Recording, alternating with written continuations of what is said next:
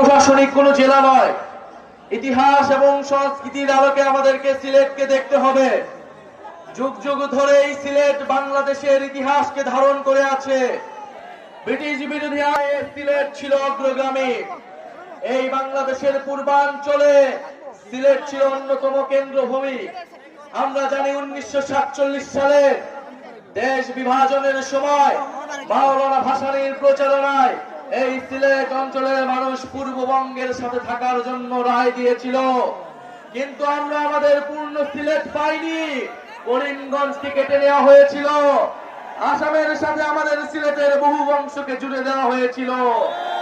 এই পূর্ববঙ্গকে ঠকানো হয়েছে সেই ব্রিটিশ আমল থেকে, সেই পাকিস্তান আমলে এবং আওয়ামী লীগ আমলে।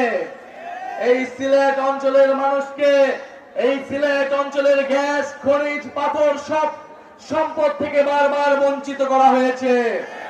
প্রিয় সংগ্রামের সিলেটবাসী, আমরা আজকে আপনাদের কাছে এসেছি জুলাই গণ অভ্যুত্থানে আপনারা যেই সাহসিকতার সাথে লড়াই করেছেন,